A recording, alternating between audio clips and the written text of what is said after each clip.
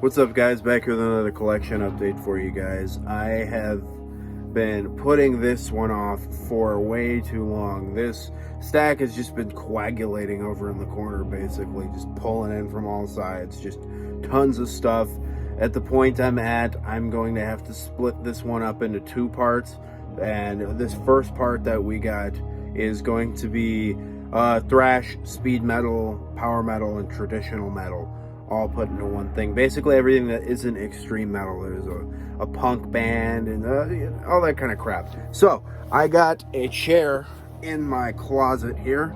I have a walk-in closet, which is actually a furnace room that I turned into a walk-in closet, as you can see by the hanging clothing and the flags and a couple of extra instruments in here. And so I just decided to switch it up, maybe just make it look a little different in here for once. We are listening to Mortis in the background. I have been on a dungeon synth kick lately. It's just something that happens to me every once in a while. You know, every once in a while I get in a reggae kick or a dungeon synth kick. I really like to put it on while I'm reading for the most part, but right now I'm just sitting here yakking, so I don't need to pay too much attention to it as it is. So yeah, no beer today. Collab Run, sparkling water, raspberry, great stuff. Great, so let's get into it. First one, this is two albums, Destructions, Mad Butcher, and Eternal Devastation. I have been wanting to get a hold of some Destruction for a good long while now. You've seen me show them recently in a couple other collection updates. Very glad to have this. This band is really starting to rise to prominence in my listening. Like the track Mad Butcher in there, it's something that gets stuck in my head. I really love that kind of intro, the butcher kind of thing that Shmi does. I really love, you know, who doesn't love Eternal Devastation? Confound Games, you know, Life Without Sense, United by Hatred, Upcoming Devastation, Confused Mind. It's great, dude. Curse of the Gods is a basically a classic Destruction song. What is that? That's there's a live video of like Peter Tactrin, Abbott, and I think one of the girls from maybe Nervosa on stage at Vakken playing that song with Destruction, and that was like one of the first things that got me into this band. But this is just an absolute must-have classic thrash record, and I guess thrash EP as well. I also think that this Mad Butcher cover is way cooler than the Eternal Devastation cover, even though that is a really cool looking one. But yeah, glad to have it. Hopefully the furnace just kicked on. Hopefully it's not too loud. Next, I was watching a Gonilak video. I rewatch them every once in a while just because they're hilarious and, like, you know the nuance of comedy. Sometimes you forget about it and it hits you again, and it's good. And he showed this when he was talking about some kind of proto metal or something. This is Dust with the album Heart Attack. I saw the cover and I was like, this is great looking. So I went ahead and scoped that out, probably on YouTube. And I went ahead and, you know, typed it. I think I probably typed it into the metal detector. I don't even know. It's been a couple months at this point. And this thing popped up for sale off, I think it might have even been Amazon for like, I don't know, probably like 16 bones. Comes with a little insert. Kind of cool. But this is like a 70s proto-metal, as I like to call it, style band. There's some really heavy stuff in it. I would have relative comparisons to Deep Purple and stuff like that, but it's not really keyboardy. It's mostly, actually, I don't even remember if there's no keyboards on here. I didn't think so. I just listened to this today, actually, while I was cooking breakfast, and it's a great record. I like it a lot. So if you like that proto metal style, there's even stuff as similar to like a skank beat and like almost like a borderline thrash beat a couple times here and there. There's also some acoustic-y slower stuff on here. It's really moody. It's a really cool record, and man, look at that album cover. How do you not like it? That's super sick. Love it. Very glad to add this one to the collection. Again, not super hard to find. I mean, Amazon has it, man. So if you find this satisfying, go for it. I would for sure recommend it. Another thrash classic. Basically how I did this is like thrash, not thrash, thrash, not thrash, thrash, not thrash, basically is how I have it set up. So this is Rising from the Sea by Exhumer. This is so good, man. I absolutely adore this record. Exhumer is like I said when I talked about Possessed by Fire, my Hell's Headbangers unboxing, they're like second-rate German thrash, being, you know, just bands that didn't get the love that they deserve, because they sure deserved a lot more of it. You know, it's just a great record. This one's a little bit more aggressive than Possessed by Fire, I would say. I think that this is a little heavier as well. It sounds more beefy. It's a better produced record. This is a Pacheco Records pressing out of Argentina, which is cool. I scored it on eBay. I got a couple of these off eBay. You'll see throughout this in the next half of the updates. Kind of all in a little lot. And funny enough, I got a copy of this, and it was like definitely not Exhumer, but it was like this Latin soft rock band printed on the wrong disc, and this is listed as official on Discogs from what I remember. So I don't know what the deal with the misprint is. Maybe it was something at the plant, I don't know, but it was hilarious. So Exhumer. Next, a new album, 2022. This is With the Magic of Windfire Steel by Power Paladin. You guys know I'm a power metal nerd, man. Super hyped to have this one. Look at that album cover, first off. If you want me to look at your album immediately, that's the way to make it happen. Looks great. Great digipack. I had this on pre-order for a while. It took a while to get here, obviously. This is an Icelandic, I want to call it melodic power metal band. It's, you know, looking like this, you would really expect it to be a lot more of a European style power metal, but I would really put it a lot more into the American camp of stylistic choices. They really went ahead and they made it a little heavier rather than epic and bombastic, which there's still a decent amount of that kind of soundscape to it, but there's also quite a bit of, I would probably say, I don't want to call it thrashiness, but I probably like a speed metal tinge here and there. But you know, there's nothing, it doesn't sound like Enforcer or anything like that. But there's like little interludes in between that are pretty nerdy, you know, very European power metal stylistically. It fits well. Hey, go check this out if you like it. I think you guys will like it, especially Connor Morgan. If you're watching this one, go check this out. You'll love it. Guaranteed. I might have even sent you a link. I don't even remember. Next, Tortured Existence, Demolition Hammer. Classic alert again. You'll hear a lot of those. Sadly, the jewel case thing here is cracked, but this is a classic, dude. Black disc on the back there. This is such a good record. Talk about a headbanger. I put this thing on in my truck, and I was just floored, man. No pun intended. But I was just ready to go with this Demolition Hammer. I was driving, I don't even know where I was going. I think I might have been the most excited I've ever been driving to Jewel Osco or the bank or wherever I've ever been in my whole life. But the track Neanderthal came on, and the opening track, 44 caliber brain surgery.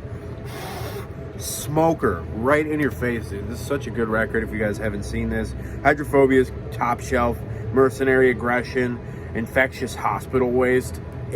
This is one of the best American thrash records of all time, I would say. Definitely Death Thrash. Yeah, great record. Demolition Hammer rules. You know it to be true. Search yourself. Next, Iron Sword, Servant of Steel. I have had this in my want list for a couple of years. It's always kind of expensive, and even now I still paid, I think, at least $18 or maybe even $20 for it. And then shipping. Great looking album cover. I absolutely love that, but it looks so good.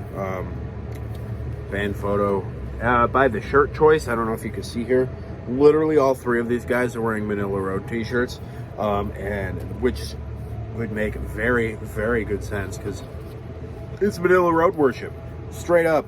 Some doominess though too, I would say. Really cool band photo, man. I don't know what the that is. I believe this band's Spanish, so whatever that's supposed to be, I'm sure it was some kind of ancient pagan ritual location or something. But yeah, it sounds like Manila Road with some doomy tinges to it. It's really, really cool, and I would say it's thoroughly enjoyable in every stretch of the imagination. When I say the words epic metal, this is kind of one of the first things that come into my mind. Beyond this, you know, I always think of, you know, Summoning is like one of the first things that comes to my mind when I think of epic metal. It's just top quality stuff. Great stuff. Iron Sword, get on it ASAP. Another classic hole filler in the collection. This is In the Sign of Evil and Obsessed by Cruelty by Sodom. Early Sodom material.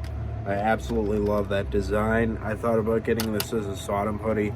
I found it on the internet, but I just haven't pulled the trigger. I don't like ordering clothing from Europe because I am a chubby Midwestern American, and that does not, they usually don't correlate.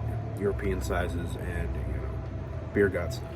Anyway, back to my stupid crap. Blasphemer is probably the most popular song, I would say, in here, but it opens with Outbreak of Evil. Great stuff, dude. Death Like Silence on Obsessed by Cruelty.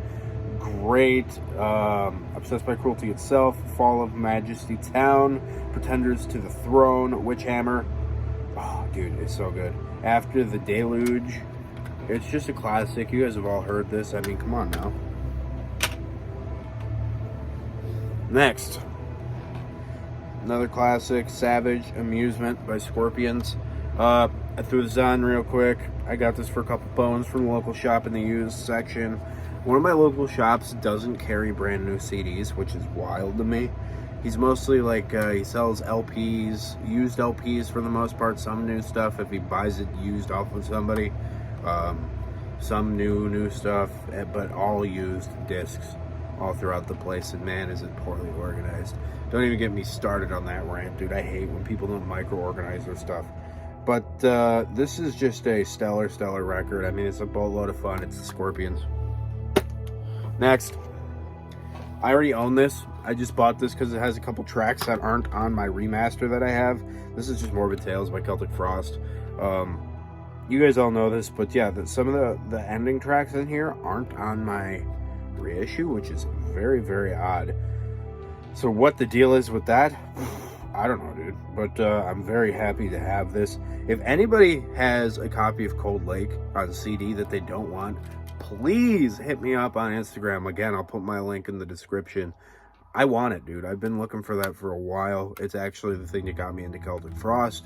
So if you have a copy of Cold Lake and want to part with it, let me know. Celtic Frost.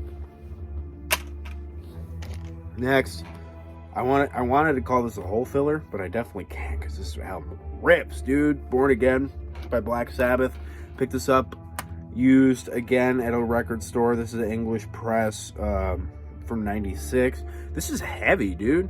Especially the third song, Disturbing the Priest. At the end, it's really climactic. Ian Gillan is going off. And you guys know Ian Gillan's Deep Purple shrieks. I mean, the guy is just an absolute monster of a vocalist. And listening to stuff like this and hearing Ian Gillan sing over a metal band, you know, obviously Deep Purple was like a kind of like a beginning stages of metal band, but at this point, Sabbath, you know, they've been touring with, they obviously had Ozzy for all those years, and then they had Dio, then they had this fool.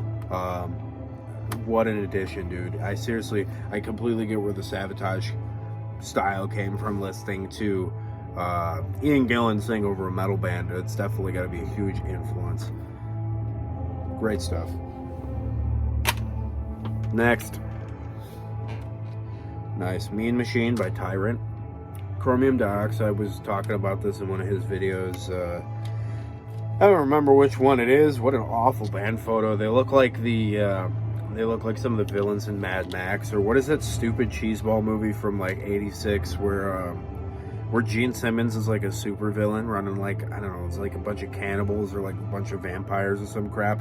They look like the Descendants in that. I don't know if you guys remember what that movie is, let me know. I don't off the top of my head, but this is a great like speed metal record. Lower vocals, definitely not shrieky or like brutal vocals, but it's like a lower lower register of singing vocals. It's great. It's a lot of fun. There's boobies on the cover, except, you know, with a spear sticking out of them. It's great. There is, you know, there's some bonus live tracks. The song Making Noise, Drinking Beer is hilarious. I mean, it's great. It's absolutely ridiculous. It's heavy metal to the max. It's great stuff. 2 albums from one band. You'll see in my next video, I bought a lot of CDs off one of the homies. This is Tomorrow's Lost and Chained to the Night by Cauldron. Speaking of chromium dioxide, I know he has done quite a bit of stuff for those guys. I don't remember, but I think he even might have done this cover. I'm gonna open it up and look. So Cauldron is a great band from Canada. I'm not gonna cover up. No, it's not. It's not Metal Chromie D on the layout. I know he's done covers for them. Who else has he done? I don't even know. A bunch of those Canadian kind of speed metal, thrashy bands, traditional metal bands. This is great, dude. These guys sound a ton like Angel Witch. And since, you know, there's only a handful of Angel Witch albums and nobody's really captured the exact style, these guys are pretty close, and it's quality. And Ian is a great vocalist. I didn't like his vocals at first when I first heard Cauldron, I don't know, years ago at this point, I'm sure, but super hyped to have it. Great band, great records. Next, back to the thrash. So I follow this band on social media, and I absolutely love the photos Keaton posts of himself because it's absolutely hilarious. He's always making a goofy face in all of his photos. But so I went and picked up this Hyrax disc. It's not dead yet. It's Raging Violence and Hate, Fear, and Power. This is 2 of their more infamous records from 85 and 86. It's so good. It's so much fun. I saw Pat from Ground Zero Salem showing this too, and he was speaking in high regards of it. And I know basically at this point everybody should know this band, but for whatever reason I don't know, I just never did. So I finally listened to it. I could see why some people don't love them. I kind of get why they never got as big as some of the other thrash bands, but I absolutely like it myself. I think it's an awful lot of fun. It's enjoyable, it's fast, and it's a little speed metal at times. It's really good. Hyrax rules. Next, Excalibur by Gravedigger. I picked this up down in Bloomington Normal a couple months ago. I went down there to see the Dead South again. I don't even remember exactly when that was. I think it was January. It might have been February. But yeah, it's been sitting there for a while. It's cool. It's really, really good. I don't know. I think these guys are American. I don't remember. But it sounds like American power metal for sure. It definitely has some Blind Guardian-y tinges too, as well to it. The vocals are pretty low in the register again, which isn't necessarily my favorite style for power metal bands. I think it's cool and all, but I don't know. I just really like the soaring kind of vocals, and this doesn't have that. But whatever, dude. It's a great record. Gravedigger's a really cool band. Good to have it. Next, this is just a whole filler in the collection, Theater of Pain by Motley Crue. I just want to get all the Crue in the collection. I really dig all this stuff. Yeah, who doesn't love this band, man? I don't know. I've never been somebody who's like hesitant to love hair metal. It's probably because I'm not from I wasn't even alive in the 80s. I was barely alive in the 90s, so I don't know what to tell you about that, but overall, it's a great record. It's fun, whatever. Next, this is actually the last thing. So this is 3 discs from one, I guess it's a group. It's one dude. This is actually the only pop punk band I actually like. So these 3 are from a band called Safe Bet. Safe Bet is from Chicago, actually I think originally Indiana, and it is acoustic pop punk with multi-guitar accompaniment. You know, he builds like layers over it. I don't think he plays with a loop pedal because he's a live band now, but I think he like, you know, that's probably how he wrote it. I don't actually know, judging by the instrumentals of which he chooses for this style. So this one is my favorite. It's the first EP. It's How's Life Without Me, and then it goes to What's Left of This, and then Joy Find Me. All three are signed as well. Very hyped to have them. Now, the thing about this that hits me in a certain way is it's just so genuine, man. It's just the songwriting and the lyrical content itself are something that is I would say a really absolute deep dive into this dude's mind and the issues he was going through at the current time. Like, and you could kind of feel the progression between these three EPs. Like, this one sounds like it just came out of a really bad breakup of something very, you know, something really serious that was going on for a long time. You could definitely tell that. This is the kind of thing I could put on and sing along to entirely. I absolutely love this EP. And yeah, I heard it at a time where something kind of similar was going on with myself back in like my freshman year of college or so. And then you go to the second EP here, and this is a lot more like despair filled. There's even a point, I think it's on Paper Cut, that there's straight up like screaming. He's like, it's background screaming. It's not all just, you know, that kind of Tom DeLonge derivative pop punk vocals. There's some actual screaming in the background as an addition to it. And then by the time you get to this one, Joy Find Me, it kind of sounds like it's all coming to a head and everything's starting to settle down. And he's gone mostly just himself still on the record. I think it is all just him, but this one's kind of half acoustic-y, kind of partly acoustic, partly electric. This is pretty much all electric with some effects and some really cool instrumental passages. So in this one, lyrically, is a lot more like, all right, I'm over it. It sucks, but it's I'm done with it. You know, I need to move on from this. I need to make progress in my life. So you kind of see that emotional thing happen between these three EPs here, and it's a really cool listen. They're like 20 minutes each, so collectively together it's like one really awesome long album. Again, I'm not a pop punk guy by any means. My fiance is, but she doesn't even really like this, so I don't know what to think about it. It's just something that really, really hit me at a good time and has made me really, really love this stuff. So that's going to be it for this part of this update, man. I hope you guys all enjoyed this. I feel extra talkative for whatever reason. And yeah, so keep it greasy.